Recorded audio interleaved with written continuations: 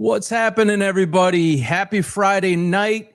Hope everybody's had a great week and had a great day today. And let me change around the screen here for a moment.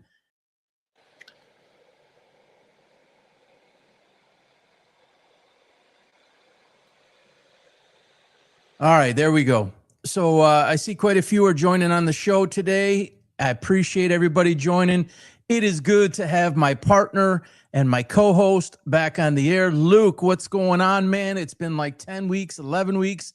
I miss you. The fans miss you. Good to have you back, buddy. How you doing? I'm good. Happy to be here. It's been too long. Yeah, life happens, huh? And Sure. no more PTO time, okay? We got we got to give the fans what they want here, and good to have you back. So everybody, we have a lot. Hey, Adam, week 61, better late than never, he says. Good to have you, buddy. One of our loyal followers, Mr. Adam, 5749. Yes, better late than never. We took last week off and figured we'd go to week 61 and get Luke back on the show. So we've got a jam-packed show for you, lots of topics. We're going to talk Lions and Rams preview. If you are a Lions fan, Rams fan, NFC football fan, this game holds a key to a lot of it. Lions 4 games left. They got to basically win out to get in. We will talk about just a terribly unfortunate story for those of you that don't know myself or Luke's background. We're both from the state of Michigan. We both grew up University of Michigan fans. I left the program when Mr. Eyeballs there in the center, Jim Harbaugh, started all his crazy stuff. I kind of left the program. And then, tough stretch for football in the state of Michigan, huh? Adam says. Sherrone Moore, will cover him and just the horrific things that are going on. Warde Manuel there in the center. He's the AD. It appears that he's going to make the choice for the next coach, which is really, really interesting. Potential coaches, there are many, 6, 7, 8 being discussed. Marcus Freeman there I have in the picture. If there was ever to be one, he's the guy, but I don't think he's leaving Notre Dame. Todd Bowles, generally a very quiet guy, head coach of the Tampa Bay Buccaneers. After the Bucs collapsed last night, Todd had a lot of things to say, and he basically lit his team up, which most coaches don't usually do. Shedeur Sanders, we'll get Luke's thoughts on that as a former quarterback, very successful. A Vikings fan in the house. Wow. Hey, I'm a big J.J. McCarthy guy, so I've been a big fan of his, and he'll be just fine. You guys will be all right with him. And Luke will discuss Shedeur Sanders and then T.J. Moe. All right? So for those of you, and this is where I'm going to start here, guys. For those of you who do not know who T.J. Moe is, he was an athlete at the University of Missouri. He was later a free agent pickup of the Patriots, and I think he might have played for the Rams for a short stint. And then he was kind of in and out. How I came across T.J. Moe in my life, I knew of him at Missouri as a big sports fan, but I, for a short period of time, was on the Jason Whitlock show as a contributor, and TJ is a regular contributor. I will start by saying this. Thank goodness I am no longer on that show. I thought was a blessing that I would be on that show, and quite frankly, it's a blessing that I'm no longer on that show. And there's a whole bunch of things that I found out and a whole bunch of ways that I was treated. I will save that for another day. If you follow me closely, I have a full expose that I have laid out with text messages and everything. I may bring that to the forefront and show you guys exactly what goes on at that show and how I was treated. But it's relative to TJ Moe because he created a post yesterday that, as you can see here on the screen, and this was as of about, 15 or 20 minutes ago that I posted this, 8.5 million views on one of the most disgusting comments that I have ever seen a man make in my life. I am a longtime employer, 35-year entrepreneur. I have employed hundreds of girls, ladies, women, female professionals. And this man, who is married with, I believe, 2 children, one of which is a daughter, made this comment. And if you are listening but not watching, I'm going to read through this real quick just for some context. This is with regard to Sherrone Moore, the now former University of Michigan football coach, who apparently, and I want to say apparently, allegedly, because all the facts are still coming out and it's got to play out, and I don't want to jump and put too many things to the forefront. It is alleged that he had a multi-year affair with this gal on the screen right here while he was married. It was secretive, and apparently just a few days ago, it was brought to the University of Michigan's attention, where she reached out to the university basically for help because allegedly Sherrone Moore was stalking her, and he was then fired. After he was fired, allegedly, he went to her home, and apparently and allegedly he had been stalking her for quite some time. Maybe she wanted to end the relationship. I don't know that for sure. I don't think any of us know that for sure. Apparently, the university knew of the relationship for as many as 3 months back into September. To the degree with which he was stalking and things like that, we don't know. After he was fired and was given the reason for being fired with cause, apparently he went to her home. He was, some sort of phone call was made to the police. They got involved. He was in Saline, apparently at her house, then left and ended up in Pittsfield Township in Michigan and was apprehended at that time.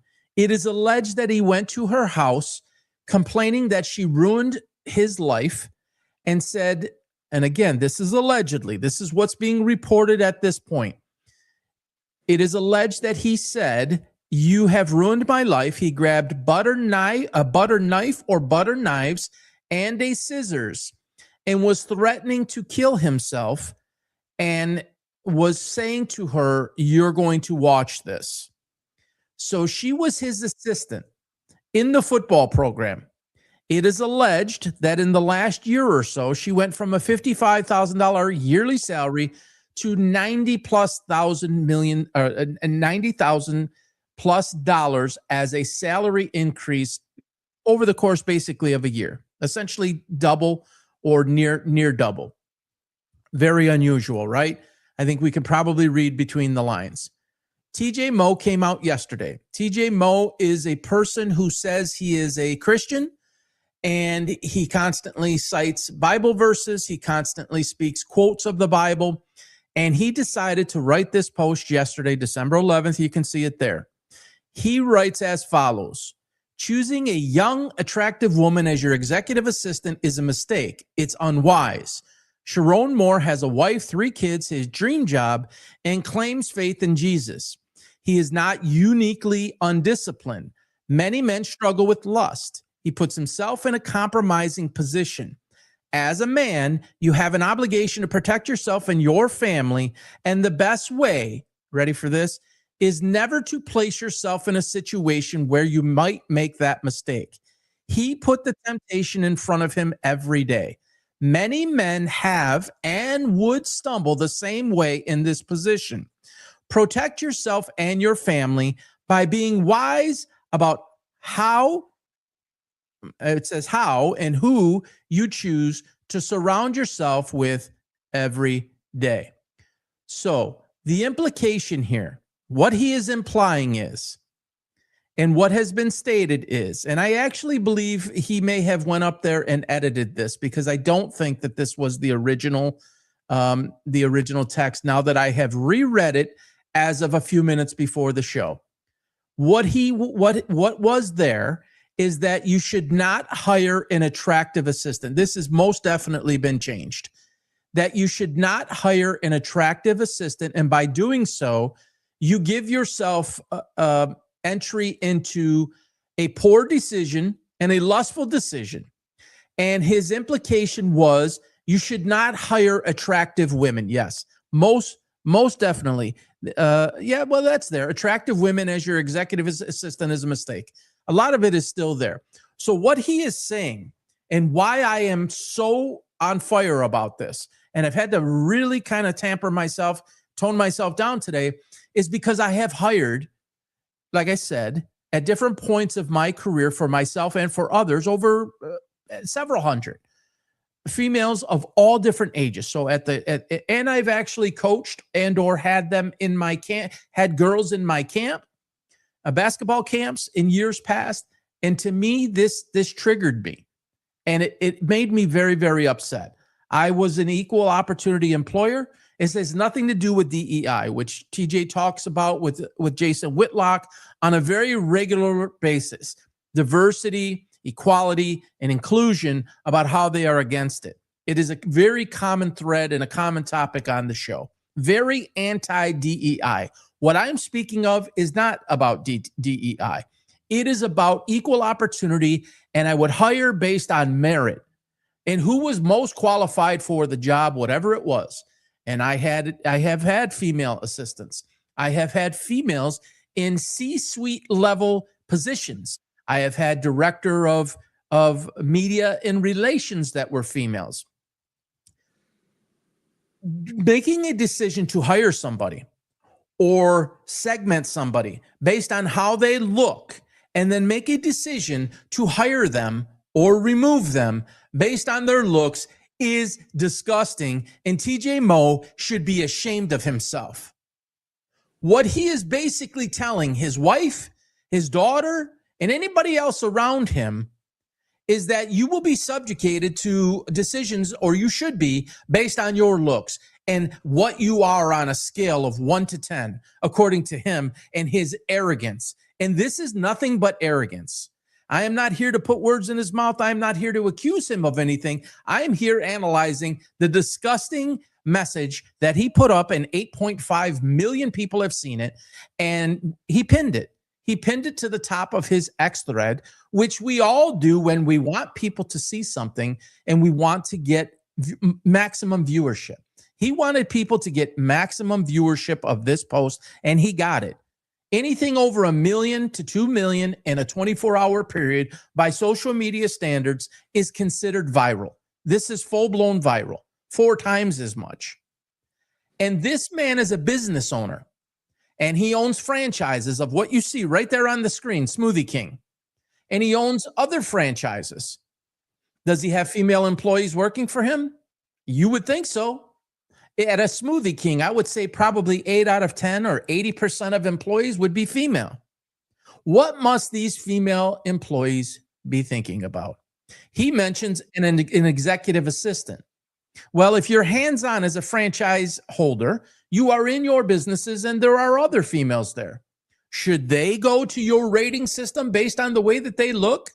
Should they not be hired based on a certain look or dress? And your criteria, your disgusting, chauvinistic criteria? Let me tell you this. Luke, and you could correct me if I'm wrong, Luke, but I know this because I coached Luke in middle school.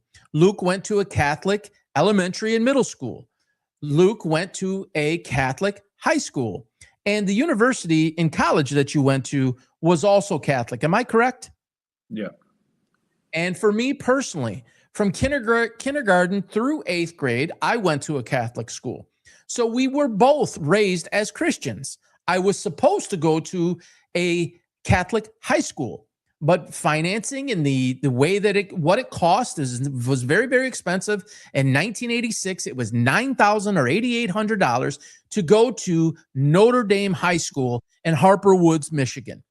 So I don't hide behind Bible verses. I don't hide behind a Bible.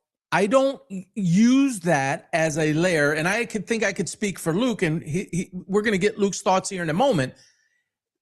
Because you are a Christian, and good for him if he's a Christian. But guess what? Christians don't say these types of things. You do not denigrate. 49.6% of the population are women. He basically singled them out and said that they should not be hired as executive assistants for males if they are, quote, attractive. This goes against every biblical principle that there is. If you cannot do certain things because of lust or temptation for something, then I guess we probably should never walk into a Walmart.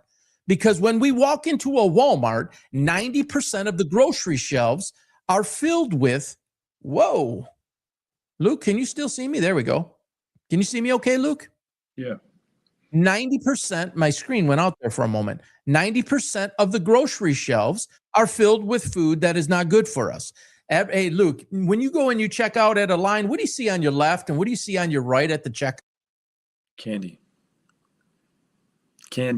And yeah. I can't. Your volume went out, I think. Mute it. You're muted. All right, how about now? You got me? Yep, you're good. Yep. All right. So candy, gum, chips, all that type of thing. You have to look and find the organic stuff. So maybe you should never go into a restaurant because there's alcohol there. Never go into a casino because there's gambling there. The point is there's temptation everywhere around us in life. And he is about as weak as his name is short, T.J. Moe. That is a weak man that would say something like that. What I would venture to guess, and this is strictly a guess, he's most likely had this type of issue or temptation in his life or know somebody very close to him to come out and speak like this and insult women everywhere.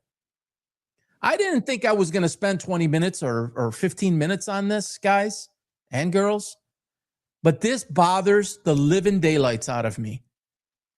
I mean, every HR department should see this. This should be used in every orientation around the country, the world for that matter, on exactly how not to think, on exactly how not to hire, on exactly what never to say. If I had to guess, and I'm usually pretty good at these things, at 53 years old, I've seen a lot. I think he's 35 years old, thereabouts. This will follow him for the rest of his life. And if I had to guess, this will affect his businesses. And if enough people speak out about this, he may lose his businesses. And I hope it was worth it, TJ. I hope it was worth it for you, to denigrate an entire class and gender of people. You should be ashamed of yourself, and I am embarrassed that I was on a screen right next to you talking about sports. And I'm so glad I will never be again. Luke, please, you are 26 years old. You are, 27 years younger than me. You come from a different perspective and a different place. What are your thoughts on this? Yeah, you pretty much covered everything as far as the temptation goes. It is everywhere, and it's with everything too. So, I don't know. It's kind of a dumb thing to say. The only thing I would add that I don't think you said was taking like this approach or having that mindset towards the situation is pretty much like you're kind of saying that the women have no say. Like if Sherrone Moore wants to have an affair, the girl has no choice. Like she could have said no too. Like it's not like they have a choice too. So they shouldn't get a job because if you're tempted, that means that they're tempted too. Like they might not, I don't know. I don't like she's in the wrong too. You know what I mean? Yes. She's no question it takes the two to do it. And this apparently went on for years, but strictly from the hiring standpoint and his comments about not to hire attractive women as an executive assistant. You're starting to do some things on your own now. Yeah. If and when you need to make a hire like this, do you have an idea what your thought process will be? You're a single man at 26 years old. I mean, you have a girlfriend, but you're not married. Yeah. So tell the audience how you think. What would you think? Like we said, the temptation would probably be there. It's an afterthought though. They're coming there for work and they're coming for that's something you got to deal with yourself, sit with yourself and just, I don't know, make the decision to be a good person, I guess. But what I was getting at is I don't know what I was going to say, but yeah. I mean, are you going to look at somebody and grade them based on looks and as to whether or not you will hire them? Can you imagine yourself doing To that? hire them, no. But I mean, I can see what he's saying as far as like he's right about the temptation and it being everywhere, and like you do want to like it's a wise thing to say to look out for yourself and put yourself in position to you know, avoid those kind of things. In But everyday life. Like, is that what you right, mean? yeah, Yes. yeah. So just but when it comes to hiring and it comes to like being a professional, that's like imagine having a daughter and like that.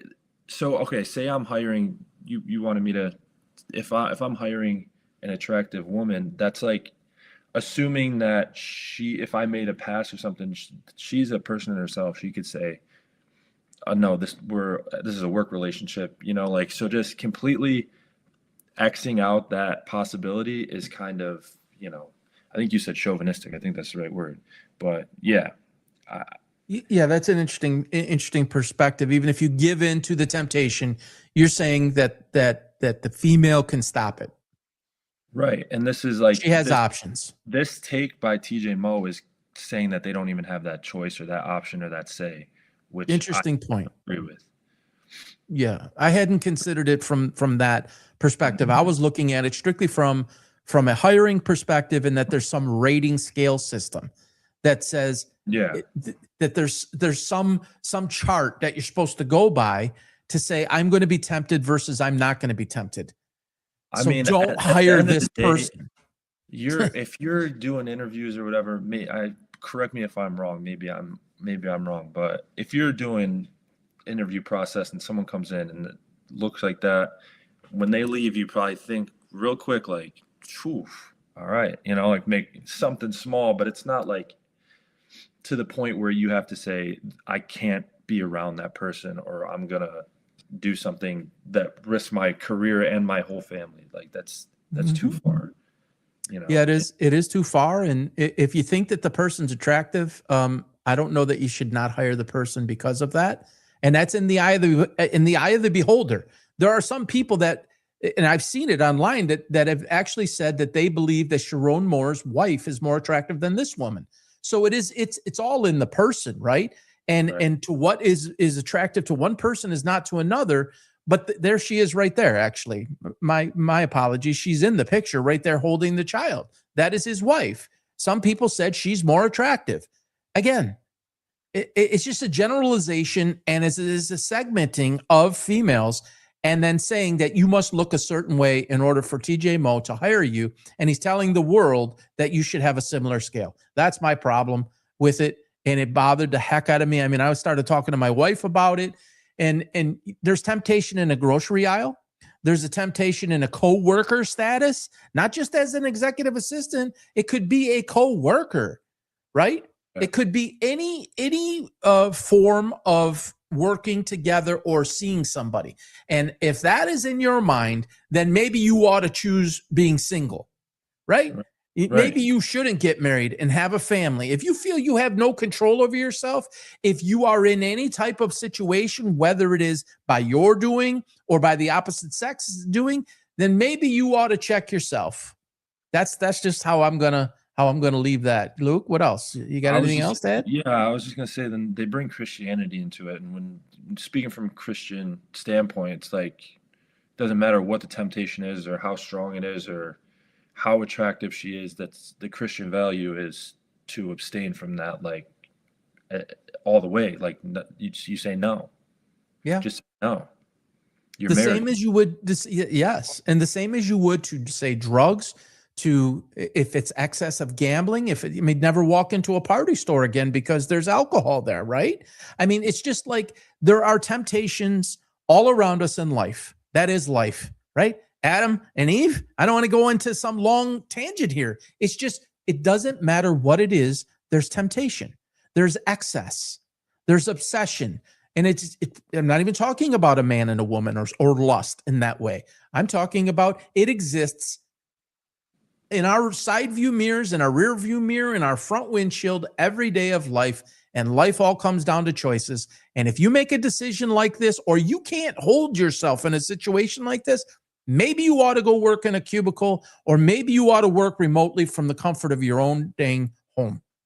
You don't I mean, you don't say vows to not do drugs or eat sweets either. You said vows, dude. Like there's another person that's that's a great point.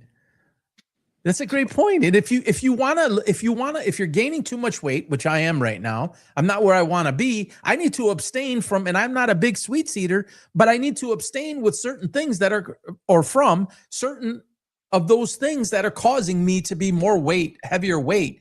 Okay. But it's not a sin. Technically speaking, it's not a sin. That would be a gluttony, sin. but yeah. Yeah. So, anyways, guys, I'm sorry about this. I didn't mean to get off on this, but I feel bad for women everywhere that this has. Man, again, what is wrong with my screen? You're good. All right. My screen is somehow it's automatically going into some freeze mode. Thank you for letting me know. So we'll wrap on that topic and we'll get into to this right here. Let's see. Adam says temptation is an individual problem. It's all about having self-control. Don't blame others for your own mistakes and actions. Hold yourself accountable. Simple. Yes, absolutely, 100%. You're on point there, Adam. I couldn't agree. Whoa, shocking to hear that PB and the Fearless Fallout. Can't wait to hear your side and what you can say. Very unfortunate. Yeah. Yeah, I agree. All right. So let me we'll put this back up here. And Luke, let's jump into the Lions here and the Rams on Sunday afternoon. It's a change. They're not playing on Thursday night this week. They play on Christmas. They played on Thanksgiving and played the Cowboys on Thursday. So Rams obviously are a juggernaut. They didn't do well against Carolina a couple of weeks ago, but they redeemed themselves 45-10. I think it was against Arizona this past week. Yeah. Matthew Stafford at home, Sean McVay, the Lions and Jared Goff traveling out there. There's the reuniting of, right? Goff used to play for them. Stafford used to play for us. And the Lions got to win. The Buccaneers helped us last night. Everybody who needed to lose lost last week. What's your thoughts on the Lions going out to LA this weekend? What are you expecting? It's a scary one. The Rams are probably the best team in football right now, and the Lions are week to week. You know, like you don't know what you're going to get from them right now. It seems like they're putting something together. They played very well versus Dallas, but who knows? Do they take a positive step this week or take a backward step? You know, so I'm hoping now would be the time to get hot. Obviously, it's do or die. So. You got to hope for the best, but yeah, I don't. It's too hard for me to say I see the Rams winning just because we're Lions fans, but it's a tough win. What type of game do you think is ahead of them? What type of flow? You know, do you think it's going to be high scoring? Do you think it's going to be a defensive battle?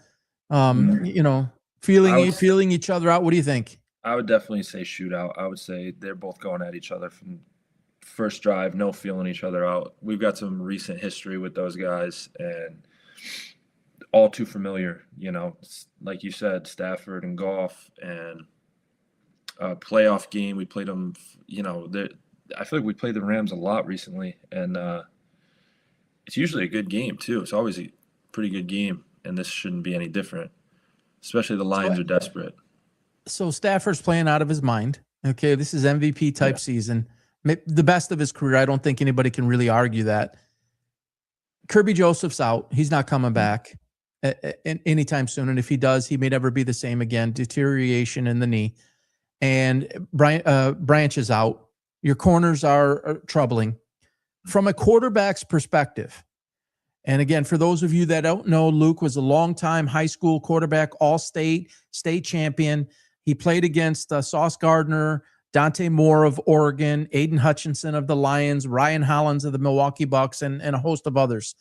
Luke, if you're the Lions coming into this game, like how do you stop Puka on one side and Devontae on the other, Kyron Williams? You got issues defensively. The Lions can score with them. I'm confident of that. But how will they be able to stop them, number one? And the second part of the question is, what do you think McVay's game plan will be knowing that both your starting safeties are out? So that's why I said I think it's gonna be a shootout. I think the Lions, the only way the Lions are winning is outscoring. They're not gonna stop Puka and Devontae Adams. To answer your question, they got to slow them down, or take chances just to try to get a turnover, try to get one big game swinging play, and try to finish the game with the ball.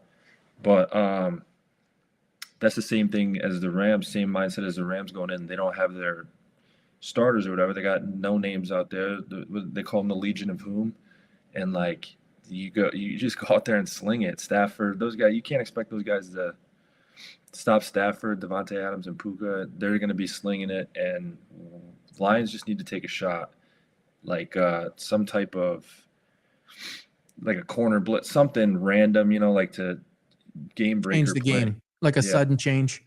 But Yeah, the thing with them is they first down. You want your offense on the field. You have to win with your offense. okay. Right. So the Lions are obviously they love to play man to man, right? You've got to be able to get home on the defensive line, all right, and they struggle to do that. And it's week to week, like you said. Some weeks they are getting more pressure. Hutchinson is more effective, and then Quadin Mohammed had this outstanding game a week ago. Davenport actually made a small impact, which is unusual. Like, you've got to get to him. Mm-hmm. Like, at what risk sending extra pressure and your guys out on an island, because they're not going to play zone, and your guys are on an island against this team in their building with Stafford? I mean, you got to pick the right spot, right? You got to get a little lucky too, right? Yep, there's a lot of luck that comes into it too. And Stafford's job is to eliminate that luck and know exactly what's coming and when it's coming, and replace the blitzer with the quick slant, something, and just be ahead of whatever. He knows something's coming, right? He knows they're going to try something that he hasn't seen on film from this Lions team, from these guys. They got something coming that they haven't done yet, and it's just his job to be ready for it. And you don't have to score. He doesn't have to jump at it and send something, try to make a play. Stafford doesn't need to throw an 80-yard touchdown. It needs to be check out of it into a run. It could be as simple as that, See something, check into a run, 3-yard gain. We're good. So it's on Stafford's the last guy you want to be playing against, him and Rodgers probably, to be trying to take risk on. With all due respect to Aaron Rodgers, he's not at Stafford's level right now. I have to say that. It's a full click down. I'm saying those the way they can think. Those mental, they're geniuses, man. And if you're gonna come at them, you can't miss. Yeah. If you send somebody like a safety blitz or something, that could be, you're trying to break the game, but he could see that and break it the other way. So if you're the Lions and you win the toss, are you taking the ball or are you deferring? I'd take the ball. See, so last week, what I thought was, playing at home against Dallas, if you won the toss, I'm normally a defer guy, but I felt you had to take the ball because you were at home. You had to get the crowd into it. Mm-hmm. And there was so much tension. Were you there? Yeah. Did you go? Okay. Yeah. Was there tension? Was there a lot of tension in the building? In the beginning, like leading up to the kickoff, could you feel it? Was there nervousness? Yeah, it felt like if it was definitely a must win, and it just, what do you mean by nervousness? Like, did it seem? Could you sense? Because if they lost, it's basically over. Yeah. Could you sense that in the crowd, that there was an anxiety or an anxious tension? Yeah. Like, we don't know exactly what's going to happen in this week to week thing where they're up and then they're not, and they're kind of back and forth. From the crowd, yeah, I did, and it felt like like you're sitting with your buddies or whatever, and you all have like a bet, and then you need like 2 more yards or something. That's kind of what it felt like. Everyone's like, "Come on!" Everyone's got commenting on every play. Yeah. So yeah, I know what you're talking about. It was like that, but they seemed loose though. The players seemed fine. They didn't seem fazed by the moment at all, which is exciting. Yeah. So the point that I was making last week is I felt that there would be tension in the building. Anxiety is like, oh my gosh, if we lose this game, it's a season on the brink. The season's over. Dallas was red hot. And I felt if you won the toss, take the ball, take the tension out of the building by going right down the field and score. Well, Dallas won the toss and they deferred and gave the Lions the ball, and the Lions went right down the field. They didn't get the 6 like I was hoping, but they got the 3. Yeah. So on the road, it's situationally a little bit different. You feel take the ball, try to take their crowd out of it, and try to establish yourself right away and take the ball down the field. That's your position? Yeah, I think you want to avoid Rams getting the ball and scoring in 5 plays. And you're like, shit. But if the Lions can put together a long drive, eat up half of the first quarter and score, but goal line handoff, something like that, it's so deflating just to – Stafford's ready to go. And if you got to make him sit for 10 more minutes just watching golf out there throwing to open receivers, it's part of the mental game, and the crowd thing too. So I was all over this leading up to the game last week, and I was pleading as if Dan Campbell's listening to me. I was making cuts. I don't know if you even saw them. I tagged you on them, but I was basically screaming for Dan Campbell to get creative, which he is, and line up Gibbs in the slot, which he did. And the minute you did that, in this a little bit earlier when you were way younger, but Marshall Faulk, the Rams of all teams, did that with him. The Colts did that with him. Edgerrin James did a little bit. Jahmyr Gibbs is just on the level that you want him in space. And you want and I was talking about J-Mo in space, Gibbs in space. You've got to give the ball to them, and you've got to let them do their thing. And one of the ways to do that, being down Laporta, is, hey, what's up, 1224? He says, hey, PB and Luke. And actually, let me put this on the screen so people could see it.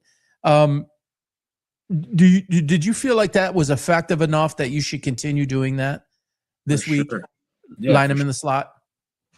Yeah, when you have, actually, my dad of all people, he knows he's a lineman. He doesn't really know too much about the skilled positions or anything. Yeah, but he called me while I was working earlier, and he said, "What do you think about this?" And he told me, Gibbs St. Brown and J-Mo on the outsides, have them run across, and have Gibbs in the middle, sit down in the middle, and pick which way he wants to go. He's like, "Do you think that would work?" I was like, "Yeah, they call that a stick route."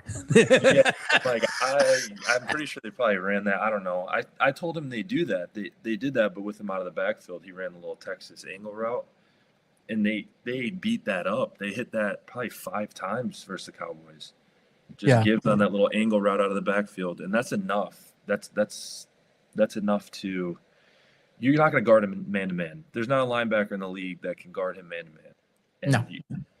So lining him up on the outside, you can stretches the defense and gives him more space, but it also is almost unnecessary, I think, because when you put him out there, like a safety's guarding him, which has a better chance than a linebacker out of the backfield. Why do you say it's unnecessary? You're saying it's unnecessary to put him out there? Yeah, I think so. I think Why? To mix it up is a good thing, but I think if you're putting him out there in the slot, you're going to have a safety guarding him who guards receivers all game. But if you have him in the backfield, you need 4 yards.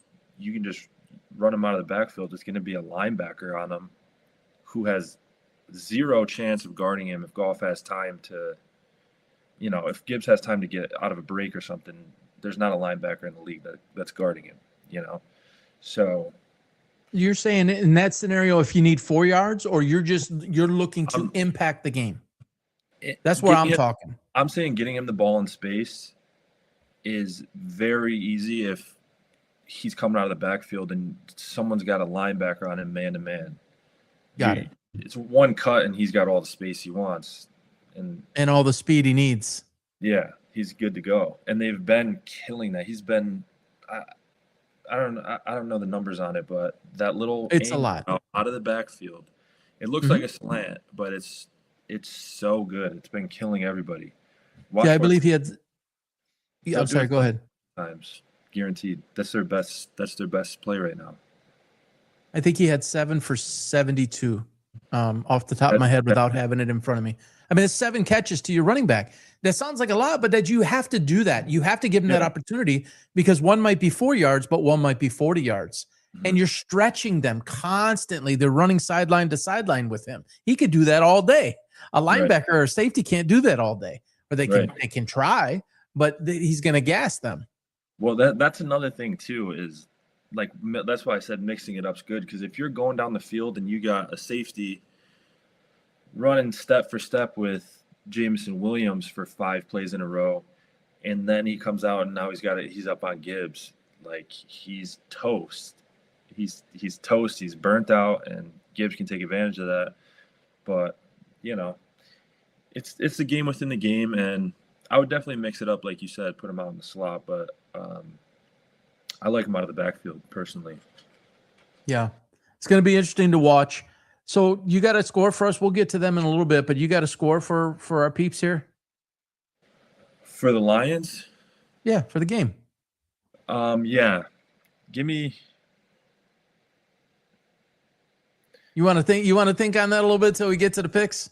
No, because the more I think about it, yeah, give me Lions 32, Rams 28.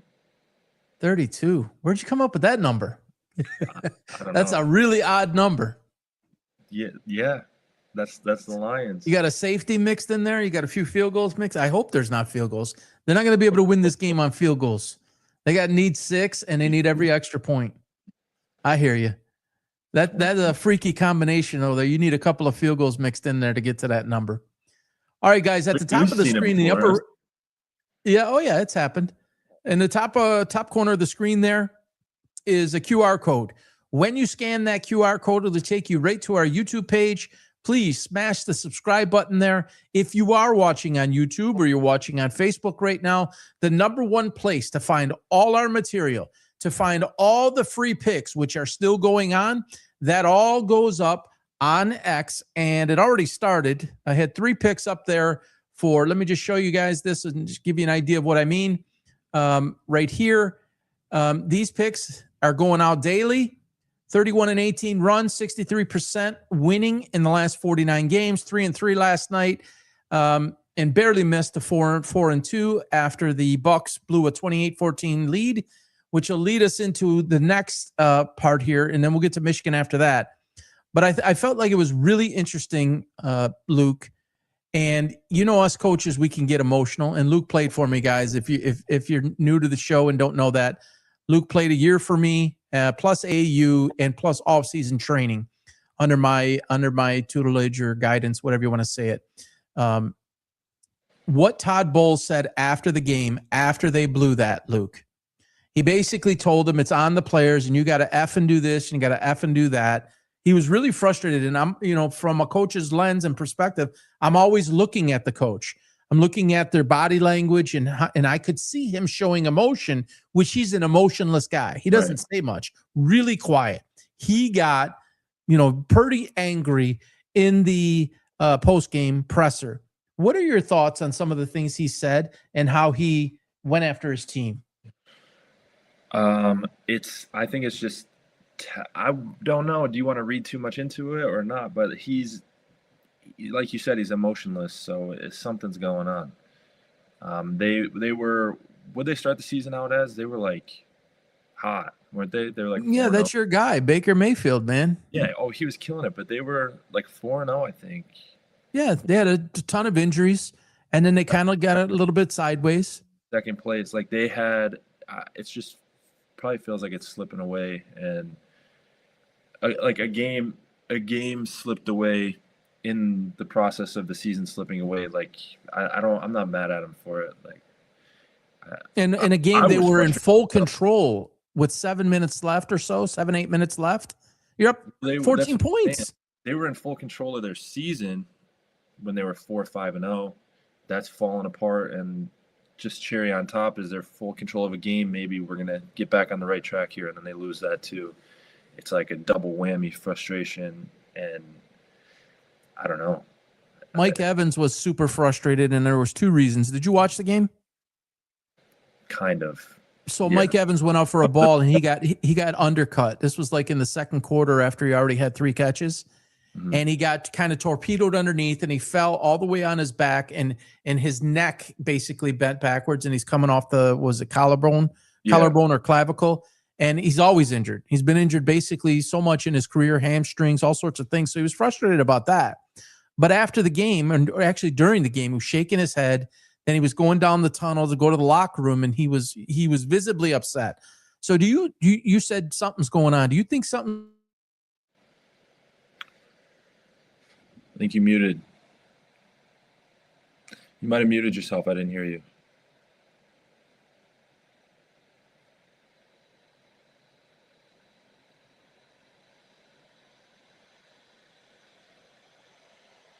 Me now. Yep. Luke, did you say? One. Yep, I hear you now. You got me now? Yep. All right.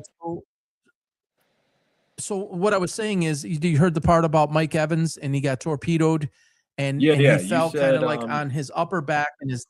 Yeah, you said. And his upper back and his neck. He was really frustrated. Yeah. But then when they were coming off the field and he was going down the tunnel, he was, mouthing something, like not to any person, but I think it's frustration. Earlier, you said something's probably going on. Do you think it's just a result of Todd Bowles and Mike Evans being frustrated, or you think there's something underlying there? No, I think it's probably a whole locker room thing. Everyone's frustrated, I'm sure. Baker especially, he was like MVP favorite, and now he's not playing well. And I don't know. It's a slippery slope, like everyone's probably pissed off, and it's bad vibes in the locker room, and everyone's probably just pissed off and tight, and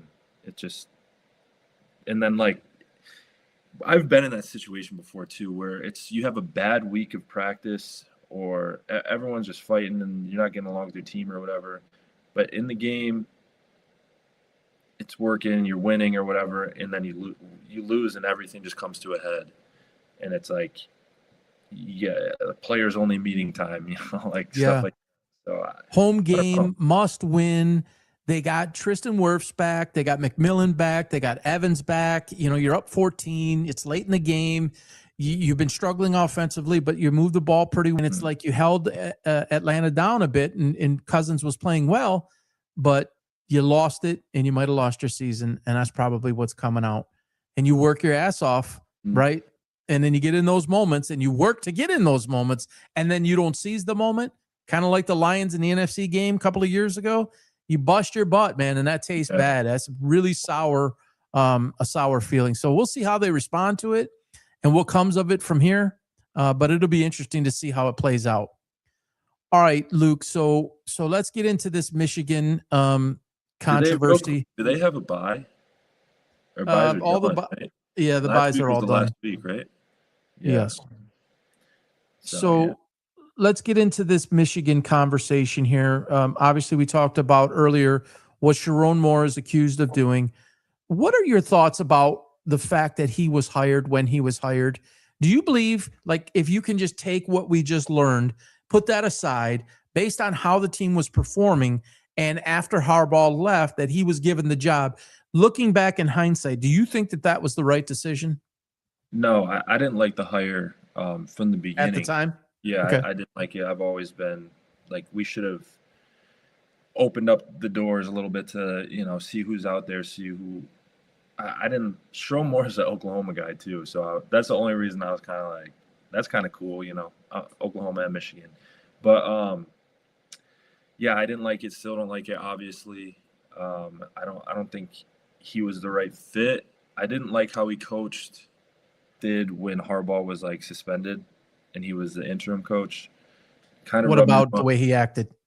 He just doesn't seem like he's not a guy that I want to play for. Like his post-game interviews and stuff, I didn't like the way he talked and the way he just rubbed me the wrong way. Can you give our audience an idea of what he might have said, or the way he might have said that would make you not want to play for him? So for starters, I'm being a little judgmental here, but I'm just talking about kind of the eye test, him coming up and talking. I didn't like it, but that's obviously personal preference. Arrogance? Did you notice arrogance? It felt fake. It felt very like theatrical, and he was like crying, and it wasn't really like he was crying, you know. And I was like, I just didn't like it. And also, the play calling when Harbaugh was out, it was like our starting quarterback was out. It was weird. Like we ran the ball like 50.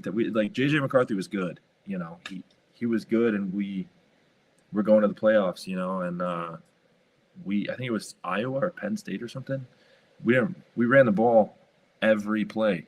Harbaugh was doing a lot of that too. I mean, that is the Harbaugh way. He will run 3/4 of the time if he can. Yeah, but if he can, and more just he was forcing it, and I didn't like this year the leash he had on Underwood. I didn't like that at all from the beginning.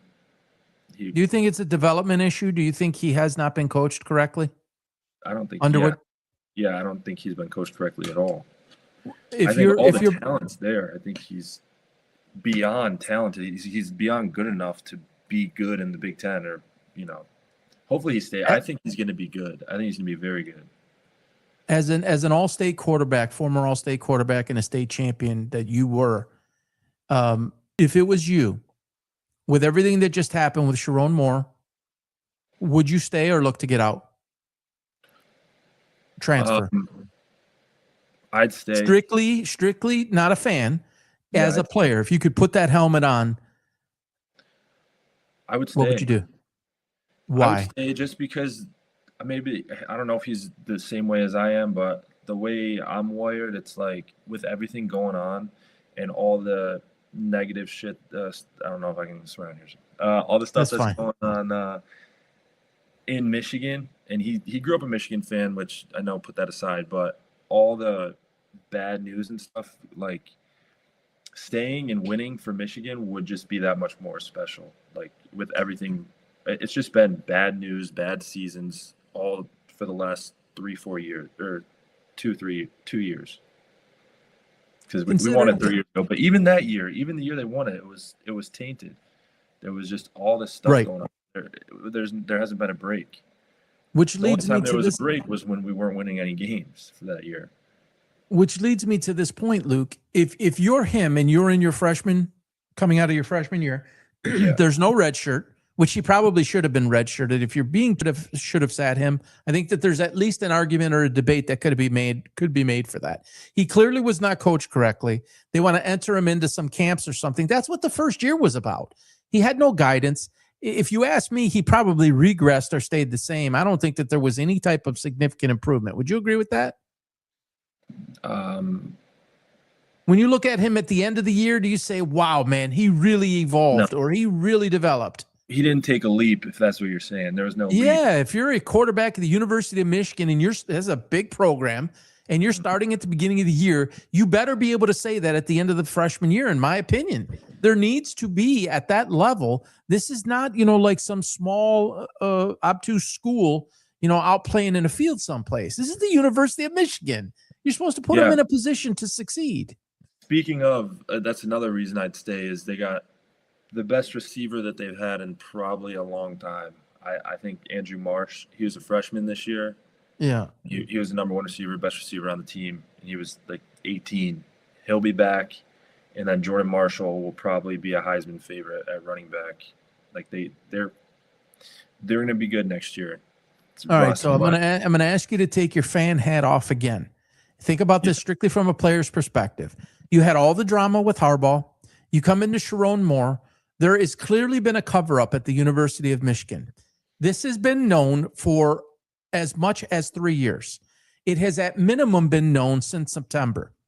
Warde Manuel is apparently going to be left in position to make the next hire.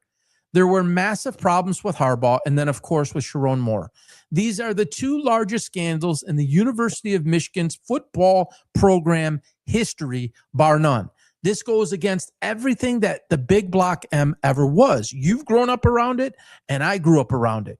This is not the University of Michigan at any level. Right. How, as a player, can you have confidence knowing What we just talked about has happened with the whole Harbaugh debacle and the Connor Stallions lies. And the dude goes and makes a Netflix special, and he's up there on X and he's commenting about all this stuff. It's like, dude, just go away. You're a big part of the problem. Right. And then you come out of Harbaugh and you hire this man. Clearly, if this has been, she has admitted this was going on for 3 years. The question is, did Michigan know it for 3 years? She said 3 years. So there's a character issue there. It's running rampant in your university. How can you, as Bryce Underwood, think that this is the place where your team and your future is in the best hands when they didn't screw up once, but they screwed up again in a worse way? Yeah, it's like, no, I hear you and I agree. And I think that what I'm trying to say is put the Superman cape on, Bryce Underwood. Put it on and win games. Like, that fixes everything. If they come out, if they get a coach next year, go undefeated, win national championship, it's like everything falls into place. No one's talking about that's not happening. There's the fan in you, bro. That is not happening. They are not winning the national. They're not winning the national. Hypothetically, though, would that? Well, that's a hell of a hypothetical, man. I'll bet you whatever dinner you want. I mean, we could do whatever you want. They will not be national champions next year. No chance. I'll bet you they make the playoffs. And by the way, they lost 2 major recruits, and if I'm not mistaken, Marsh has been talked about. More. Yeah, and they just lost. I believe it was another offensive lineman decommitted, and if I'm not mistaken, there's talk about Marsh. You might be thinking about Michigan State's Marsh. Yeah, maybe. Yeah, I think you're right. That's my fault. That's my fault.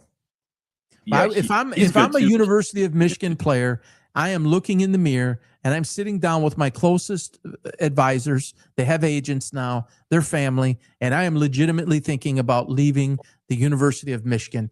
I do not see why any one of these players would want to play for this university right now.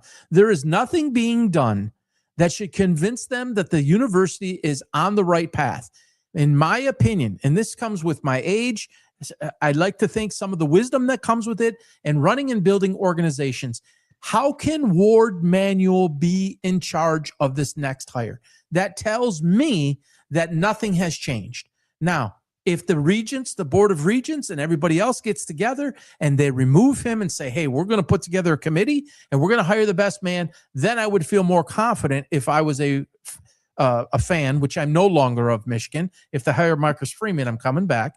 You all know this. You can't do that. You can't do that. Yes, I can do that. Marcus Freeman will rebuild that program basically overnight and reestablish character to that program. Jim Harbaugh lacked the character. Sorry. He got you a national championship. But now what? Look at what being a fair weather fan. No, man. If you lived what I lived through with Bo Schembechler and Anthony Carter and Butch Woolfolk and all of those guys, Mark Mesner, Scarcelli, Hammerstein, all those players from the 80s, 90s, before you were even born. This is so against the norm, and I'm not the Michigan man. I don't believe in that theory. Again, merit. If it was Nick Saban, he coached at Michigan State, but if it was a Michigan man or not a Michigan man, I don't agree with the Michigan man stuff. But there was a respectability, and now they are the laughing stock of college football. They are not considered anywhere close to what they were. But where you stand right now is like, when you're saying you're coming back, if it gets turned around, you want it to get turned around. You want to be a fan again. No, I didn't say that. I have not cared. I have not cared about what Michigan did since that 4 years, the last 4 years of Harbaugh and through the Sherrone Moore years. In fact, with Harbaugh, I rooted against them. I'm admitting it right now. The only thing that will get me to change, honestly, the only thing that will get me to change is if they remove Warde Manuel, because he has no ability to make this hire. Zero. What if Warde Manuel hires Marcus Freeman? That's a good question. That's a real good. First of all, if I'm Marcus Freeman, I don't leave Notre Dame to come to Michigan. No, Why would I? No. If it's Kalen DeBoer, and I put a poll out, and it was 63% that said that Alabama was a better job than Michigan. Why would any one of those top level coaches want to come to the University of Michigan? Honestly, why would you? Huh? I would rather be at Michigan than Alabama if I was DeBoer. Why? Tell me why. There's your homer hat again. Why do you think that? You're in a perennial power, Alabama. You're in the playoffs right now. You're not long removed from multiple national championships. Why would you do that? Yeah, because of Nick Saban? There's that, and it depends what you want. What does he want? Does he want to be legendary or whatever? Then he'd probably want to not be in Nick Saban's shadow. But my first thought why I said that was because they lost one game, and Alabama was saying, we need to pay it was the craziest to get rid of him. Money. And they're like, burn him at the stake. And yep, I was one of them. I was, and then I owned it, and I said, boy, he did a really nice job of turning them around. Yeah, and then slow down. Hold and on. they got housed against Georgia with no backfield, right? Jam Miller was out, and the other guy was out. I mean, you're playing with a half a deck. I understand. But he pulled the ship together. I just don't understand why somebody at a major university like Notre Dame or him would come there. Now, Dillingham over at Arizona State, I could see something like that. If it was Lane Kiffin at Ole Miss to make that move and LSU wasn't in the picture, I could see that. A smaller job to a bigger job, I could see. But I don't view the University of Michigan football job as a bigger job than Alabama or Notre Dame. You could argue equal, but I don't think it's superior. Yeah, I would say they're on the same. Yeah, I'd agree with that. I wouldn't say it's less just because there's a lot of factors that go into it. You gotta Alabama had the hardest strength of schedule in college football this year.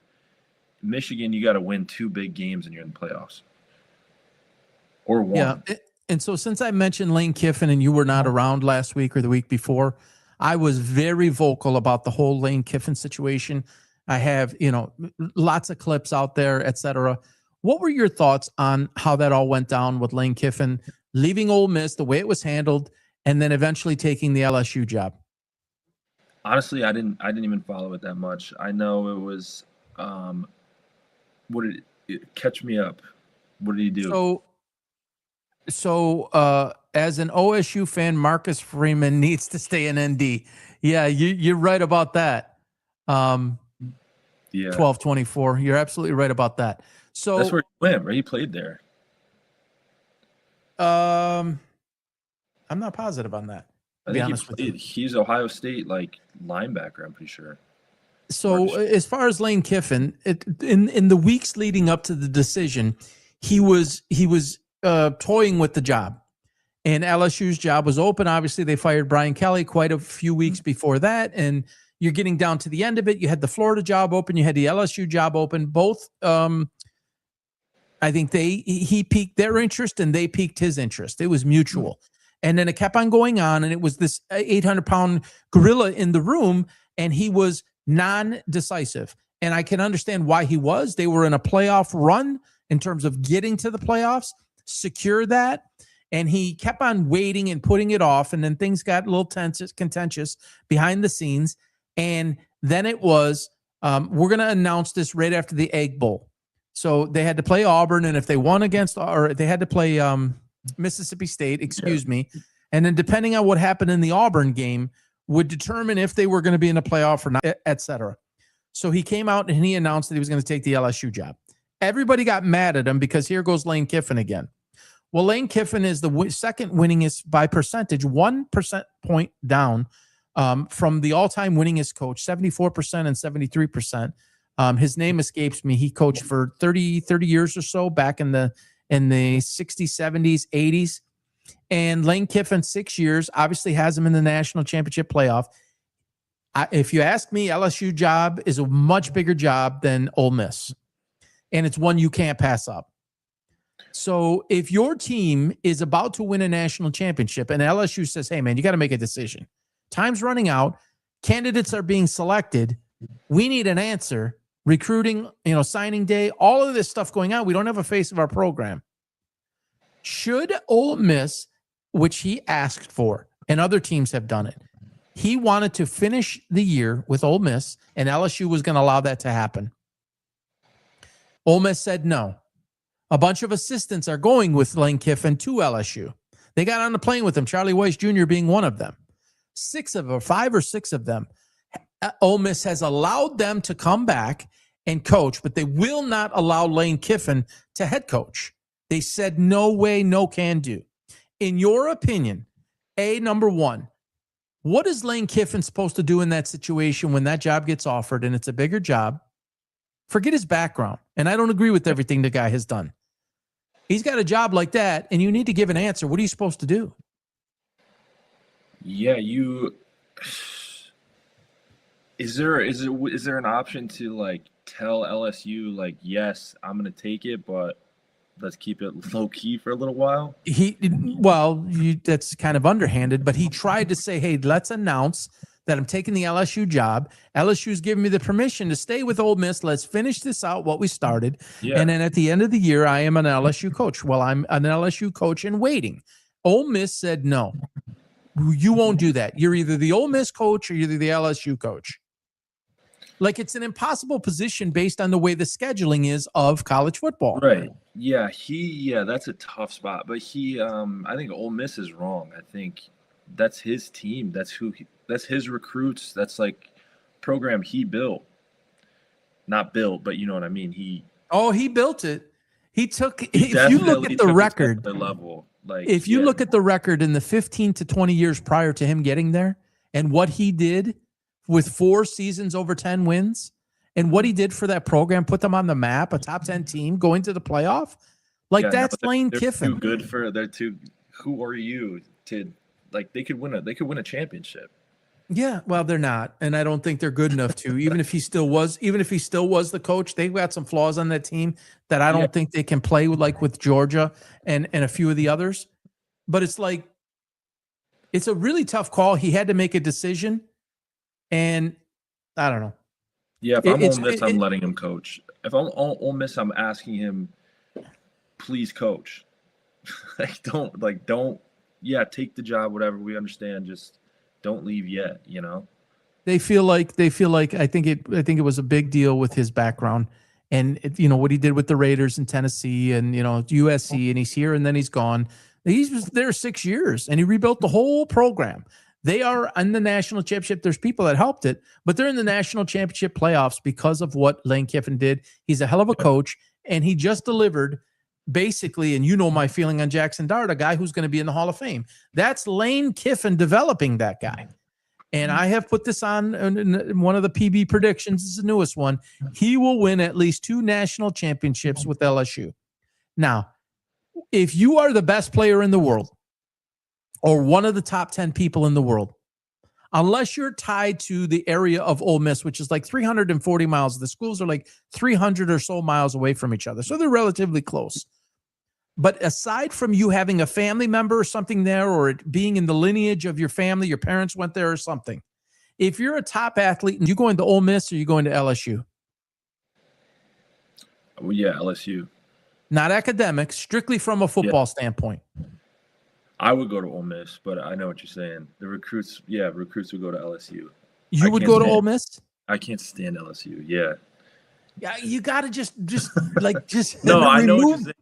Yeah, remove the personal feelings about it and just from I'm going to win. This is the program that gives me the best chance to compete for national championships and where some of the greatest players in the world go. Joe Burrow, Jamar Chase. I mean, you can go all the way down Neighbors. You can go with Jaden Daniels over and over and over. Ole Miss doesn't develop those guys. They don't go to that school, even with Lane Kiffin. It was more like 50-50. Where's this kid going to go? Now it's like 100-0. Like, you're obviously going to LSU.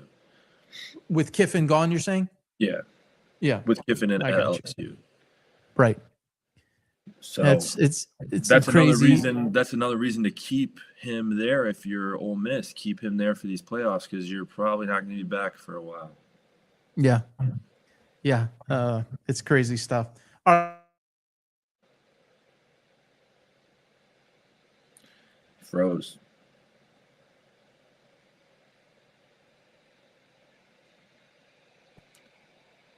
You froze. There we go. You got me? Yeah. I'm sure you've watched him and looked at some of the evolution of the Browns and that. And PB prediction alert. This one really caught me off guard. Wow, Adam says. I didn't say the next 2 years. I said that it's going to be 2 national championships. So let me just make sure that that's clear. And 1224 says for football, it's definitely LSU. So LSU over Ole Miss is what he's saying. I agree. So it's funny, Oklahoma you love, LSU you hate. You got like these prerequisite, feelings on these guys. Maybe you don't. Next thing you know is like you don't like the color of their uniforms or something, or the way the field looks. No, I love it. We wore LSU's jerseys. We had De La Salle's LSU jerseys. We had their exact. Pretty much. Yeah, the numbers, the way the numbers were carved is that type. They got a little bit different number. Yeah. Yeah, that's right. LSU, you're right. The arch. DLS, yeah. Yep. Okay. So you would think you would love them. You won a state championship basically wearing their uniforms. Yellow and purple. All right. Yeah. I'm not going to force you. Shedeur Sanders. What's your thoughts now? 3 games. He's played the Raiders and Tennessee that are 2-11 each. So 4-22 and lost those games. Or excuse me, they beat the Raiders. Lost to I'm sorry, they beat Tennessee. Lost. Which is it? I got it mixed up. They lost to Tennessee. What's that? Yeah, they lost. Yeah, okay. And they played the 49ers, and the 49ers at 9-4 beat them up pretty good. Yeah, and he didn't look good versus 49ers. My thoughts are the same as they've always been. I think the way the media is about Shedeur makes me want him to do bad. Like makes me want to not like him just because he threw that screen pass and went for like 70 yards or whatever. My timeline lights up. Like they act like I'm his brother or something. I don't know why. I don't even click on it. But my timeline is just without the video either. Just Shedeur Sanders 70-yard touchdown. Perfect timing. I'm like, really? Like, what happened? I text my friends like, dang, was it a good ball? Like, it was a screen pass. Yeah, 6 yards, 5 yards. Yeah, it was behind the line of scrimmage. It was but his like 400-yard game. I'm gonna sound like a hater, but his 400-yard game, it was like a lot of yards after catch. Like there was. I'm gonna give you the number. It was 374, 376. He threw for right about that.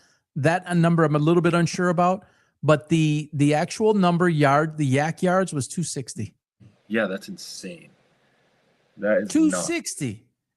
That's 2/3 of his yards were yards after catch. Now he makes the nice throw to Judy over the middle, but he's got a great pocket. And, this is a normal route. He was wide open. You're playing Tennessee. They can't cover you if you're running. No, he just basically, he just had to basically throw the ball over the middle and Judy catches it and he runs. Yeah. For 60. Yeah. I'm not impressed. I'm just like, it's to the point. So I'll just say this, and I'm going to sound maybe a little arrogant here, but. No, say it. It's to the point right now, I think, that I already know how this ends. I already know he's not good. I already know something's going to happen. He's going to go on a streak of being terrible. Or I'm not, praying on his downfall or anything, but it's like we're just prolonging it with him playing well or hitting slant routes against the worst teams in the league. And people are like, oh, see, we told you he's going to be this, he's going to be that. And, like, he's not. So to that point, I'm always predicting, and I'd love to. I don't want to force you into a prediction, but you say we already know what's going to happen. So what do you see coming when this is all done? Because they've announced him as the starter for the rest of the year. They're going to have very high draft pick next year. What do you see? I think they get a quarterback, trade Shedeur for something. They want him to, be valuable. I think that's what I said before. Like, they want to sell him high. So it's kind of, honestly, I would bench him now while the market's kind of hot on him. And then Listen to the stockbroker over here. I actually agree with you. Don't let him get exposed against some of the better teams. He's going to play Chicago now, and they're not a great defense either. But they're better than Tennessee and the Raiders. I think the Bears. I know we need the Browns to win. The Bears are going to blow them out. I think. Think so? I think so. Yeah, that run game is nasty in Chicago. Yes, it is. That is a legit two-headed monster. Yeah. We still have the albatross known as Deshaun Watson. That's what 1224 says. And Tupac Shedeur, which is a Jason Whitlock line, is about to get buried in the snow this weekend, is what Adam says. I don't. You know what, Luke? I'm just gonna So I put this up, his post, and I got heat for it. I put his post up, and I said, "You saw it for 1 week and 1 week only." Right? I think I put it only in capital. Please, Shedeur Sanders, play your best game so you beat Chicago for the Lions' sake, not because I've changed my position and some guy comes in, and they start pulling my posts and copy. This is from the guy that said this and this. That was the lowest IQ comment section I've ever seen in my life. They're getting on you. They're like, "Nope, you can't be a fan now." It's like, right? Read it. Yeah, I'm not trying to be a fan. I'm trying to get the Lions into the playoffs. I was reading it he's probably so frustrated right now. One, they're not getting you, and two, you're like, "No, I'm not a fan. I'm not a fan." Yeah. So I don't know. That was funny. You know what? I could see a scenario. It would not shock me if they go into Chicago and somehow win, because I don't think the Bears are that good. Honestly, I know a lot of people disagree with that. They've gotten very fortunate, and Caleb Williams is still a problem. And Myles Garrett's going to be all over the place, and I don't think they can stop him. And I could just see it happening where this guy comes out. They go to Chicago, they win, not expected to, and then, he's the king. He's legendary. I could totally see that happen. I'm going to be rooting for it for 1 week. To be clear again, 1 week, please be legendary. Make your sign as many times as you want. There's no way? There's no way. So Browns, you think he is not on the Cleveland Browns next year? No. But as we've been saying the whole year, it is the Browns. Should he be? For their sake, no. Will he be? Who knows? So if you're the Browns, he says no. We need a higher draft pick, 12-24. So if you're the Browns, would you target Mendoza? Do you have him number one on your backboard? I gotta look at it more before I answer that. I don't think so though. I don't think so. I don't really like him, to be honest with you. What don't you like about Mendoza? Did you see his interview after the Ohio State game? Yeah, I did. I didn't think that was bad. I thought it was terrible.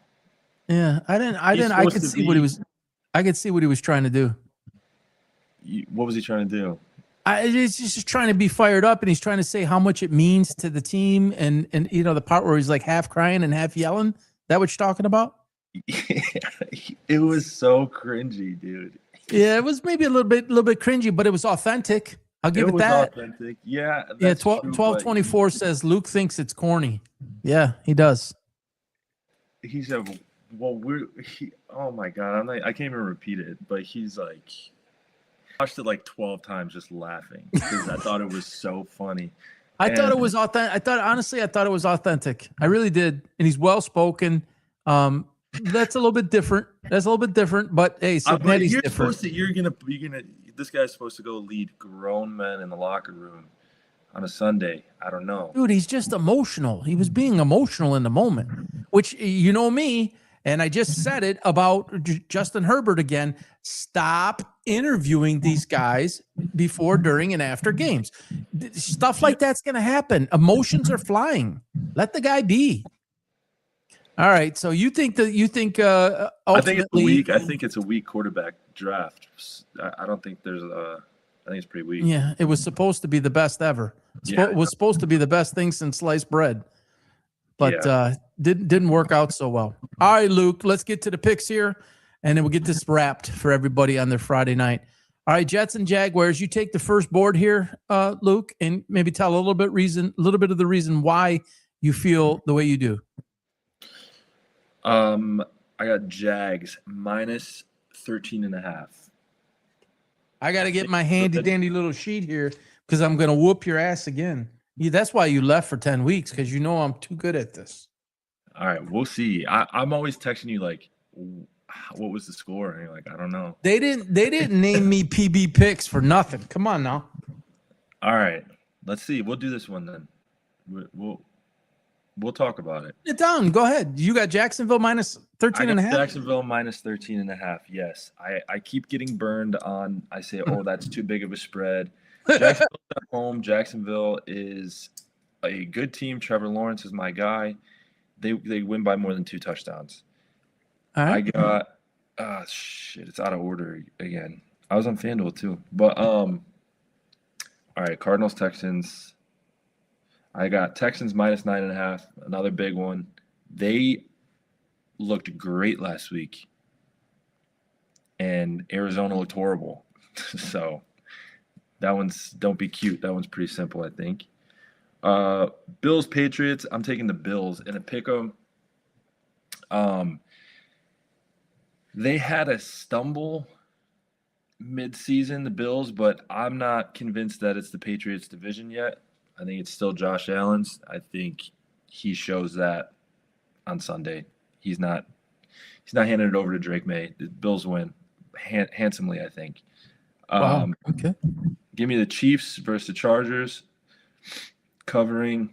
That's my squad, and they were really shit the bed this year. So just I don't know. They got something to prove, and they might lay an egg or they might come out hot. And who knows? Raiders, Eagles. What did I do here?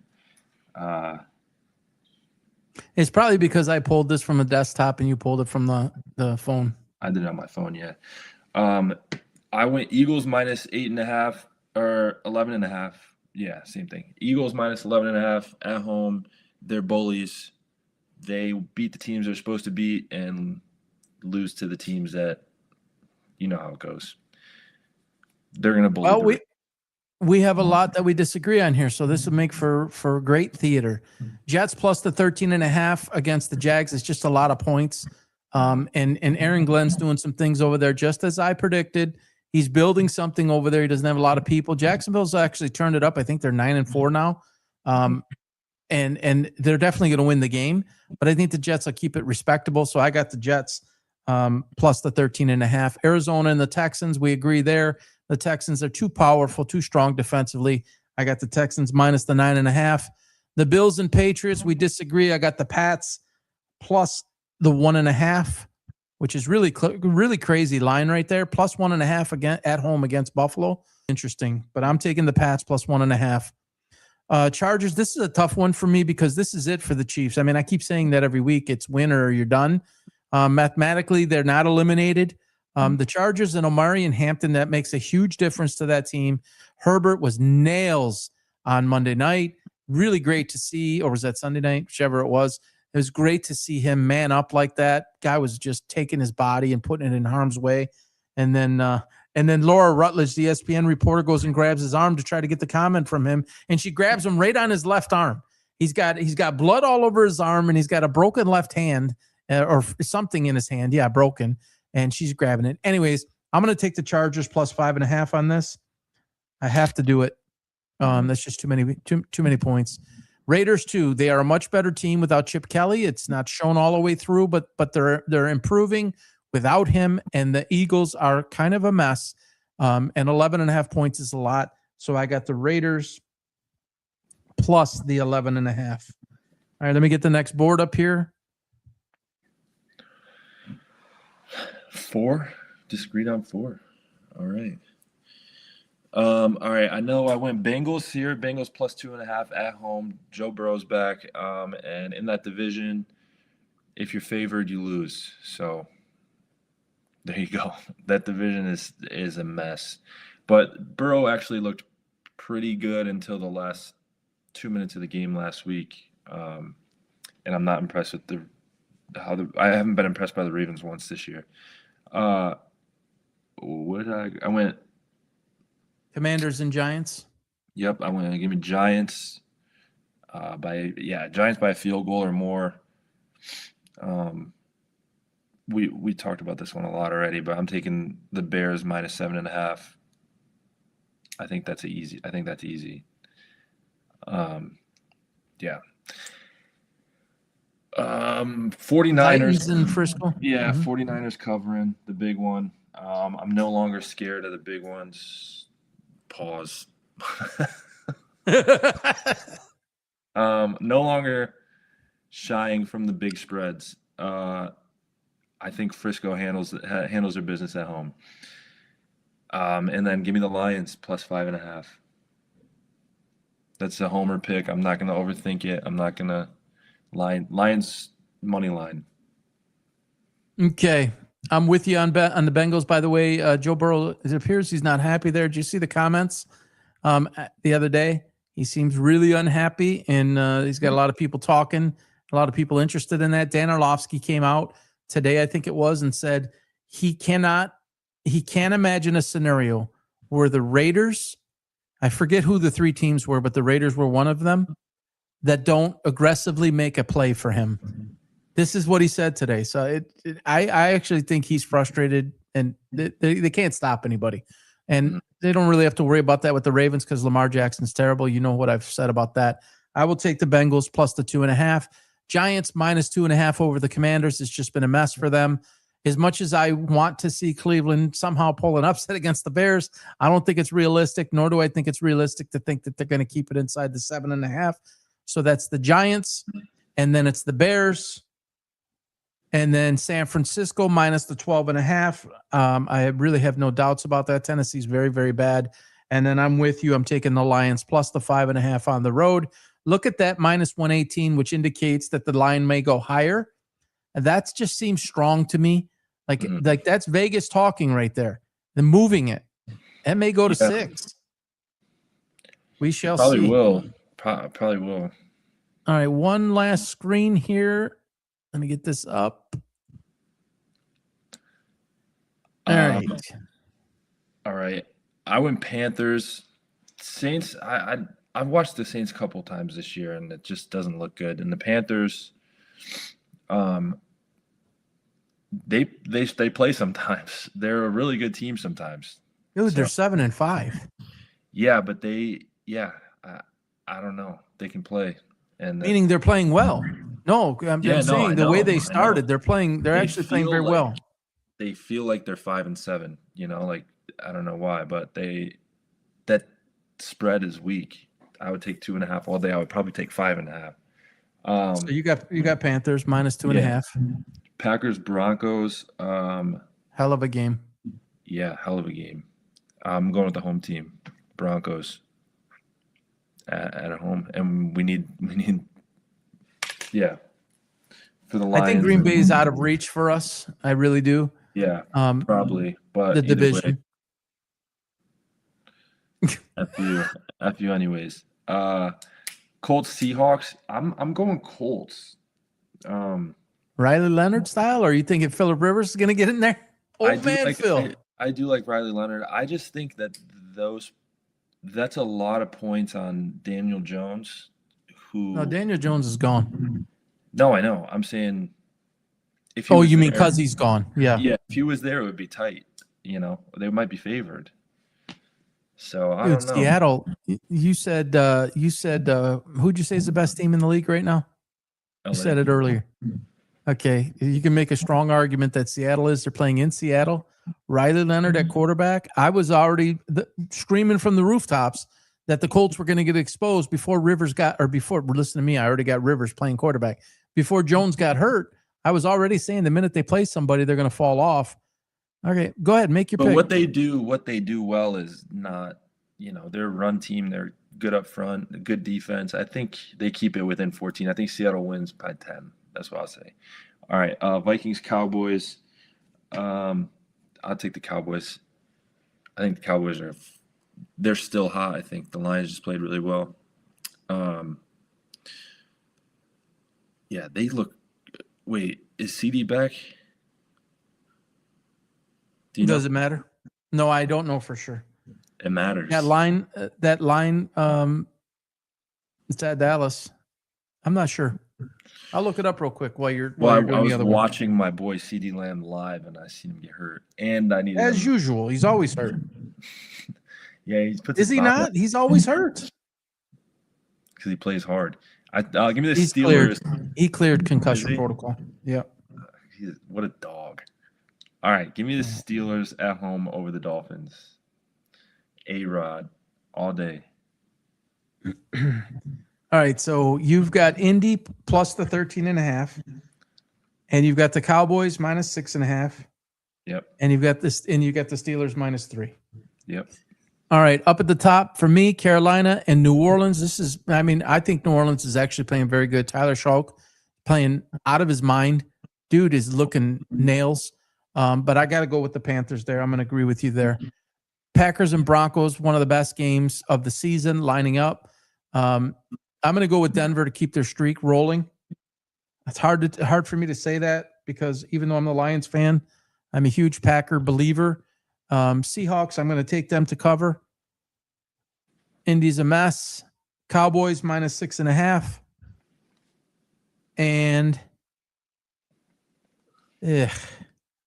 I'll go ahead with the Steelers.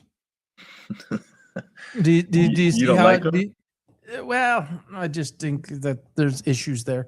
Do you have a total number of disagreements that we have? Were you keeping track? Did you go Cowboys? Yes.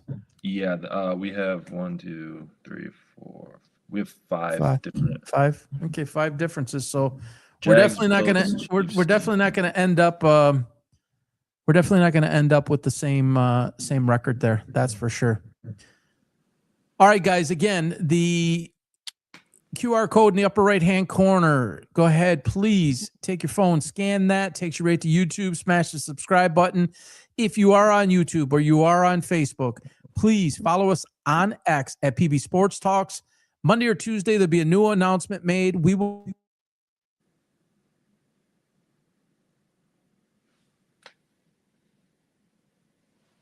Muted, I think.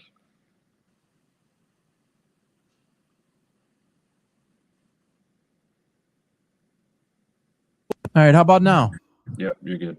All right, scan the QR code. It takes you to YouTube. Smash the subscribe button. If you are on YouTube right now or you are on Facebook, please follow us on X at PB Sports Talks with an S on the end. That's where all the regular material goes to first, YouTube being second. Monday or Tuesday of next week, there'll be a new membership that is released for members. You will get our weekly picks like we just did, but the prop picks and such will be to members only. Stay tuned for that information that will go out.